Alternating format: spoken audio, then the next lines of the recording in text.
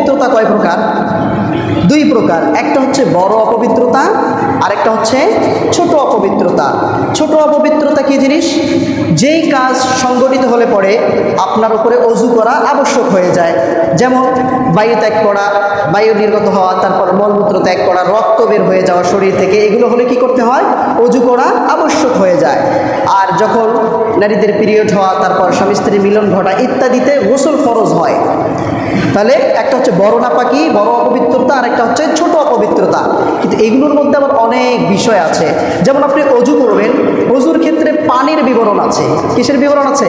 পানির বর্ণনা আছে। পানিটা কেমন হবে, হ্যাঁ, প্রবাহিত পানি হবে নাকি আবদ্ধ পানি হবে? আবদ্ধ পানি হলে সেখানে নাপাকি বলে মানে বিস্তার আলোচনা। তো এগুলোতে আমি যাবো না, এগুলো মাসলা মাসাইলের বিষয়। আপনারা আলেমদের থেকে এগুলো কি করবেন? জেনে নেবেন। এমনকি নারীদের যখন পিরিয়ড হয়, ঋতুস্রাব হয়, তারা কিভাবে পবিত্রতা অর্জন করবে, কতদিন তাদের সময়, সর্বনিম্ন সময় কতটুকু, এই সব কিছু ইসলামের মধ্যে আলোচনা আছে না নাই? রব্বুল আলামিন বলেন, ওয়াসআলুনাকা আনিল মাহিদি কুল হুয়া আদান ফা'তাজিলুন নিসাআ ফিল মাহিদ। বিশ্বনবী সাল্লাল্লাহু আলাইহি ওয়াসাল্লামকে আল্লাহ বলছেন, হে নবী, ইয়াসআলুনাকা আনিল মাহিদ, নারীরা আপনাকে হায়েজ অর্থাৎ পিরিয়ড সম্পর্কে জিজ্ঞাসা করে, আপনি তাদেরকে বলেন কুল, আপনি বলেন হুয়া আদা, এটা একটা নাপাকি, এটা কষ্টদায়ক জিনিস, এটা নাপাকি, অপবিত্রতা এটা। ফা'তাজিলুন নিসাআ ফিল মাহিদ, নারীরা যেন সেটার থেকে কি থাকে? বিরত থাকে, খুব সতর্কতা অবলম্বন করে। এই ঘোষণা যিনি দিয়েছেন তিনি কে? আল্লাহ। নামাজ পড়ার পূর্বে শর্ত হলো পবিত্রতা। শর্ত কি? পবিত্রতা ছাড়া নামাজ কবুল হবে? বিশ্বনবী সাল্লাল্লাহু আলাইহি ওয়াসাল্লাম বলেন, লা তুকবালু সালাতুন বিগাইরি তুহুর ওয়ালা সাদাকাতুন মিন গুলুল। বিশ্বনবী বললেন, পবিত্রতা ছাড়া রব্বুল আলামিন কারো নামাজকে কবুল করবেন না। আর হারাম সম্পদের সদকা যদি কেউ দেয়, তার সদকাকে যিনি কবুল করবেন না, চিৎকার মেরে বলেন তিনি কে? হারাম সম্পদ ইনকাম করে তুমি আল্লাহর রাস্তায় দান করবে আর মনে করছো বিশাল কিছু হবে, কাম হবে না, কারণ গোড়ায় সমস্যা। এজন্য পবিত্রতা ছাড়া নামাজ কবুল হবে। আবার বিশ্বনবী বললেন, মিফতাহুল জান্নাতিস সালাত, আমরা জানি নামাজ হলো বেহেশতের চাবি। এই হাদিসের পরে বিশ্বনবী বলেছেন, মিফতাহুস সালাত আত-তুহুর। আবার বিশ্বনবী বলেছেন, নামাজেরও চাবি আছে, নামাজের চাবি হলো পবিত্রতা। সুবহানাল্লাহ। তাহলে বেহেশতের চাবি হলো নামাজ, আর নামাজের চাবি পবিত্রতা। তার মানে পবিত্রতা ছাড়া জান্নাত নাই। পবিত্রতা আমাদেরকে অর্জন করা দরকার আছে না নাই?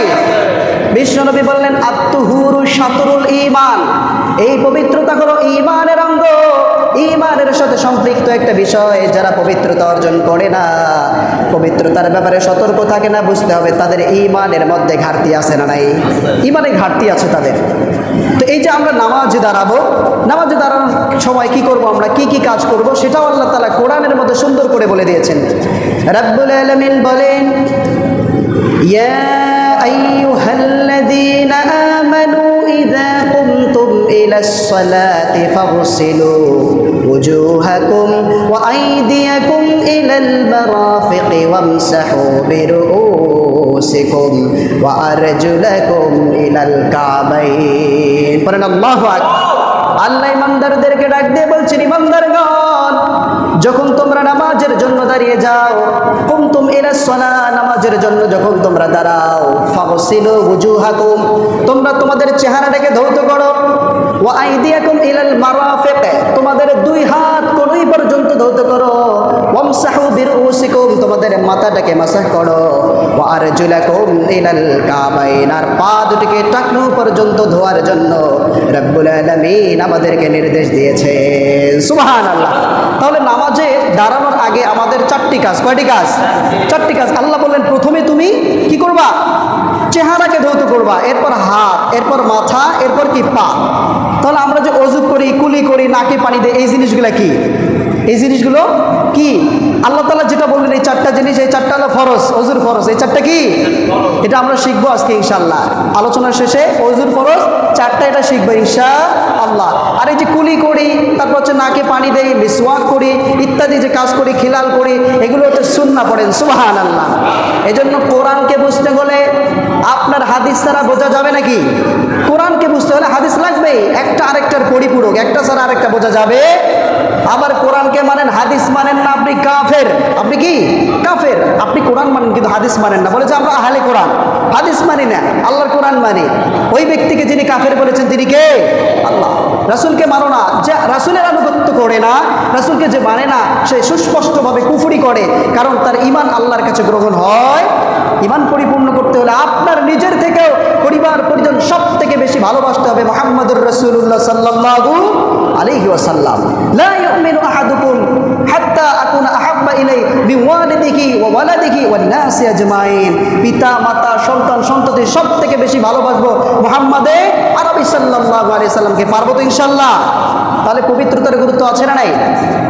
পবিত্রতার কেমন গুরুত্ব? বিশ্বনবী সাল্লাল্লাহু আলাইহি ওয়াসাল্লাম জান্নাতুল বাকিতে একবার গিয়ে তিনি দাঁড়িয়ে থেকে জান্নাতুল বাকির মানুষদেরকে তিনি সালাম দিলেন, মৃত ব্যক্তিদেরকে সালাম দিলেন। আসসালামু দার কওমিন মুমিনিন ওয়া ইন্না ইনশাআল্লাহু বিকুম লাহিকুন। আমরা কবরবাসীকে সালাম দেই না? আসসালামু আলাইকুম ওয়া রাহমাতুল্লাহি ওয়া বারাকাতুহু ইয়া আহলাল কবর মিনাল মুসলিমিন ওয়াল মুসলিমাত।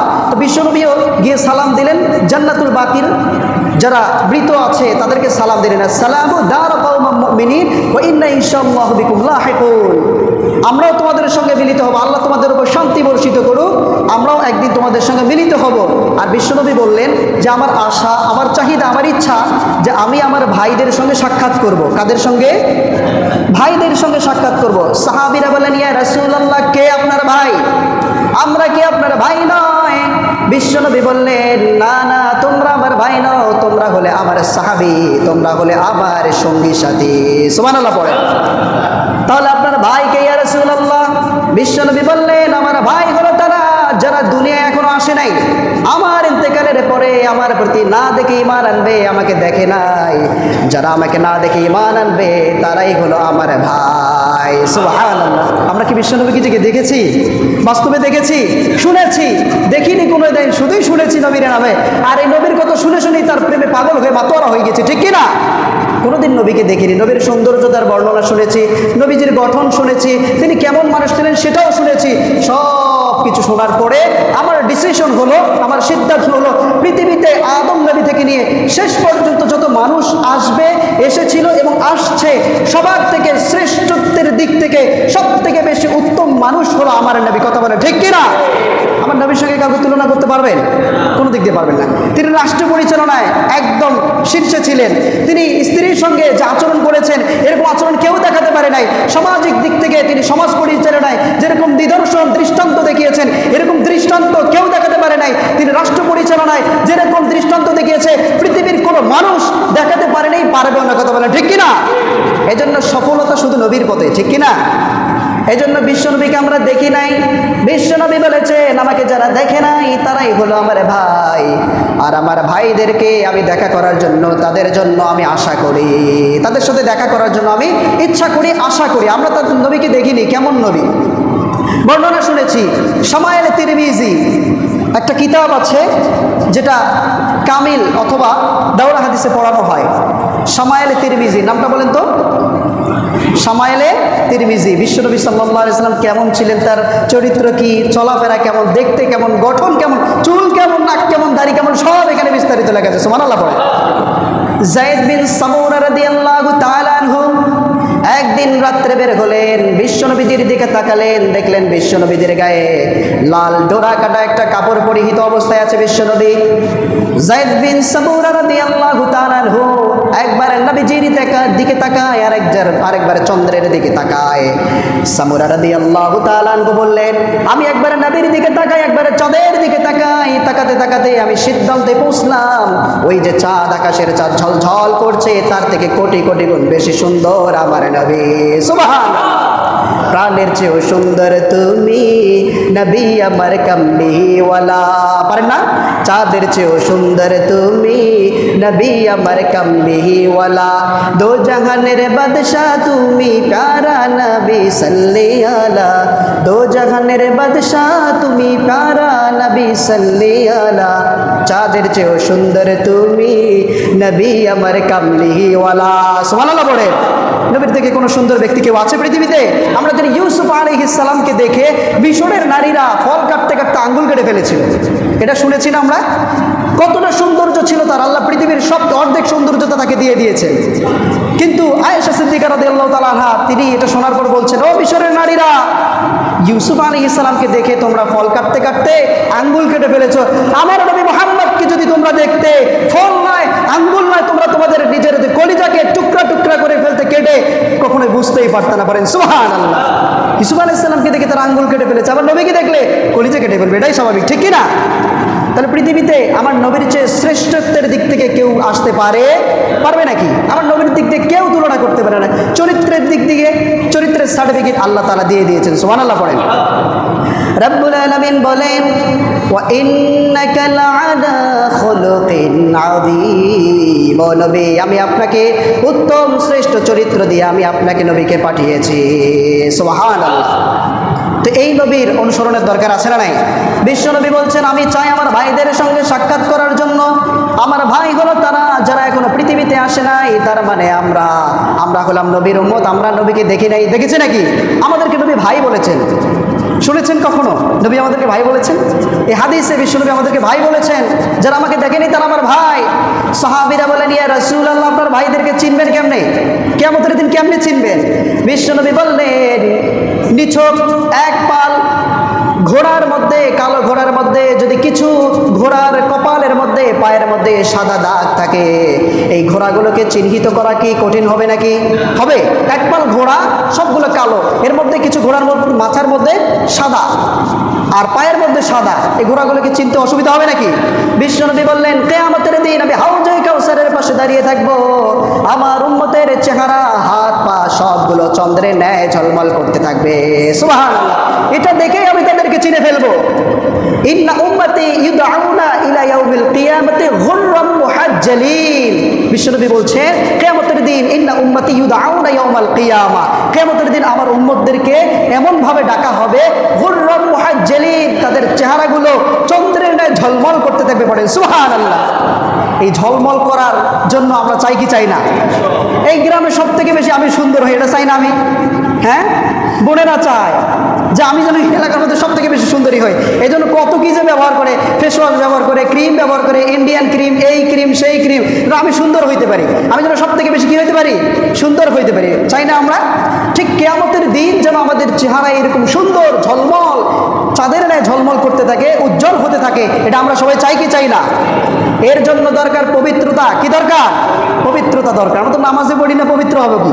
ঠিক কিনা? সমস্যা হুজুর এই জায়গায়, নামাজে পড়ি না, পবিত্র হবে কেমনি?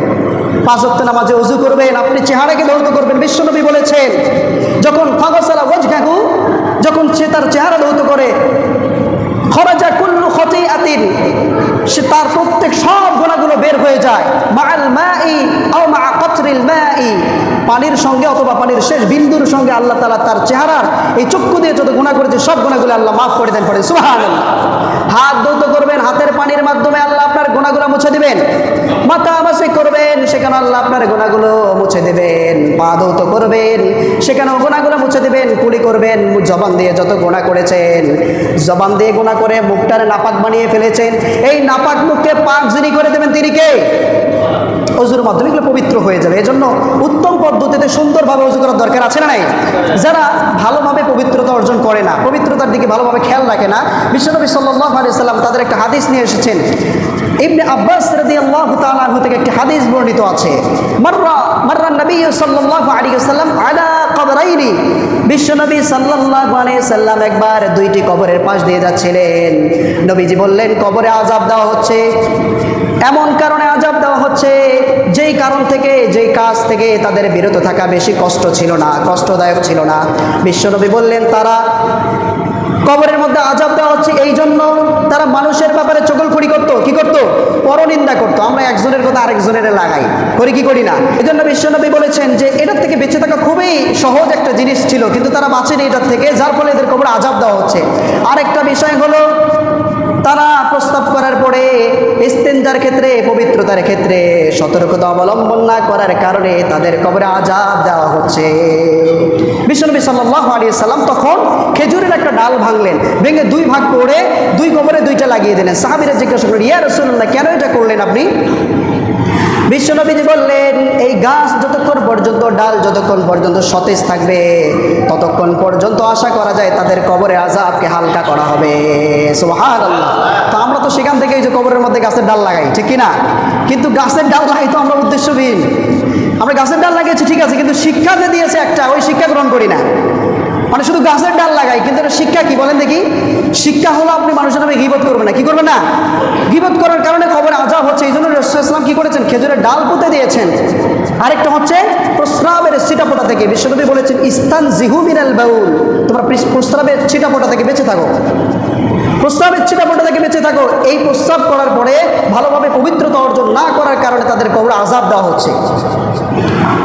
তো শিক্ষা হলো আমাদেরকে যে আমরা কারো নামে গীবত করব না, কারোর কথা কাউকে লাগাবো না, পারবো না ইনশাল্লাহ। আরেকটা হচ্ছে পবিত্রতা অর্জন করব ভালোভাবে। প্রস্রাব করার পরে কুবাবাসীর আল্লাহ সুবহানাহু ওয়া তাআলা প্রশংসা করেছেন।